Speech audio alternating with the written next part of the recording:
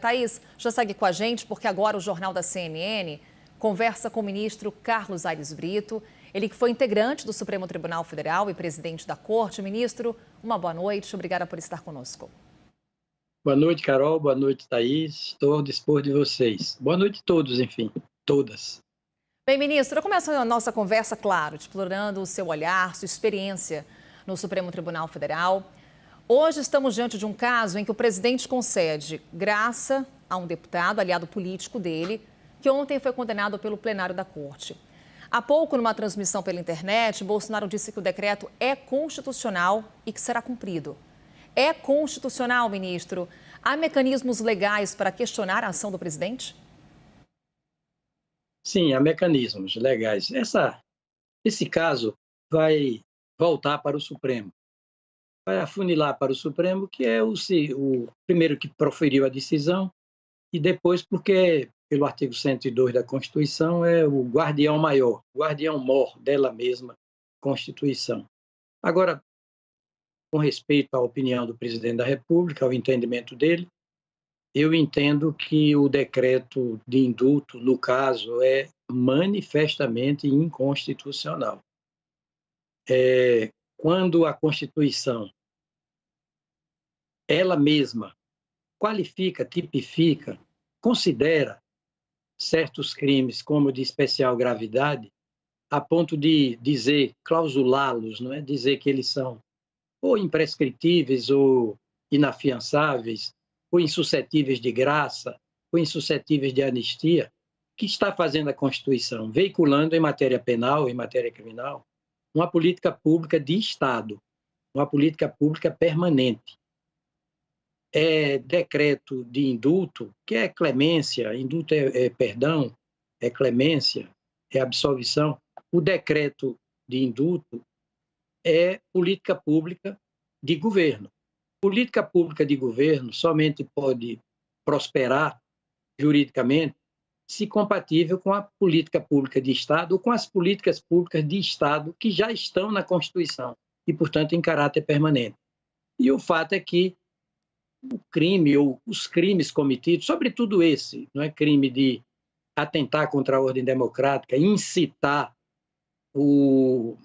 atitudes, até por violência físicas, contra a incolumidade dos ministros do Supremo Tribunal Federal, impedir, por qualquer modo, sobretudo por violência, o livre funcionamento do Supremo Tribunal Federal.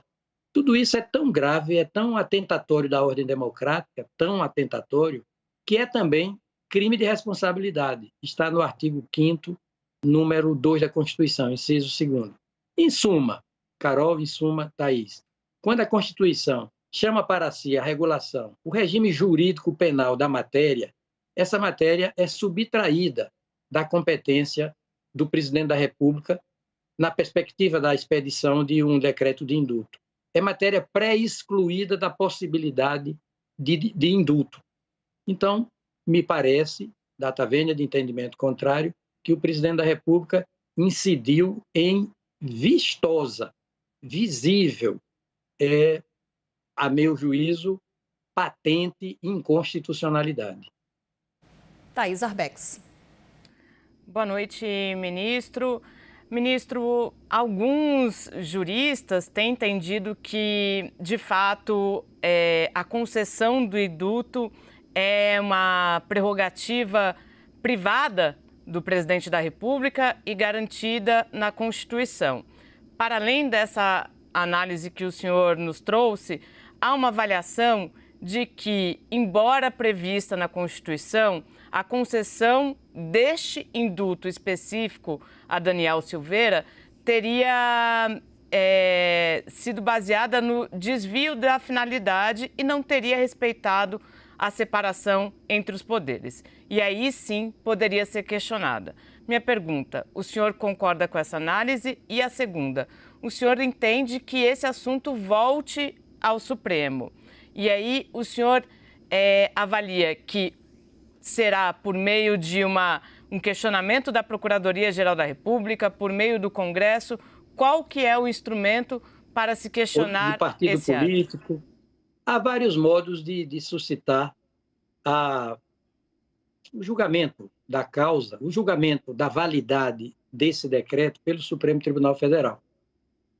A Procuradoria-Geral da República é evidente que tem habilitação processual para tanto, sem nenhum questionamento. Acontece que o Supremo proferiu a sua decisão, uma decisão quase que unânime, né? Me parece que houve apenas um voto discrepante, qualificando a matéria como de extrema gravidade. Nunca vi, na minha vida, uma decisão do Supremo que nem transitou em julgado ainda, porque é possível, né, manejar, convenhamos, algum embargo de declaração, nem transitou em julgado e já está sendo objeto de desfazimento, né, de subtração, de bloqueio dos seus efeitos. Nunca vi nada igual. Agora, Hans Kelsen, um dos maiores juristas, talvez o maior jurista do século XX, pai do positivismo analítico, do positivismo jurídico, autor do famoso livro Teoria Pura do Direito, disse que a importância de uma norma jurídica se avalia, se afere pelo modo como o direito mesmo reage à violação dessa norma. Ali onde a Constituição reage à violação de uma norma por modo especialmente severo, drástico, a matéria é insuscetível até de anistia, quanto mais que é pelo Congresso Nacional a anistia, quanto mais por um ato monocrático, singular, do presidente da República, no caso, o indulto. O indulto é privativo do presidente da República, mas não é discricionário propriamente dito. Ele tem limites. E eu volto a dizer, quando a Constituição fala, por exemplo, ali no artigo 37, Thaís e Carol, parágrafo 4º, que os atos de improbidade administrativa, que de tão graves que são, importarão perda da função pública, suspensão dos direitos políticos, indisponibilidade dos bens, ressarcimento ao erário, essa voz é da Constituição.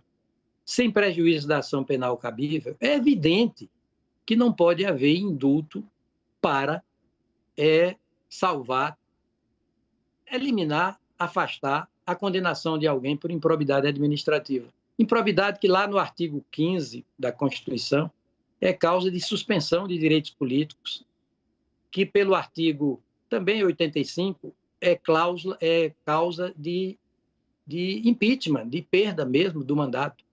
Portanto, quanto à questão da indisponibilidade, do desvio de finalidade, é evidente que está havendo desvio de finalidade.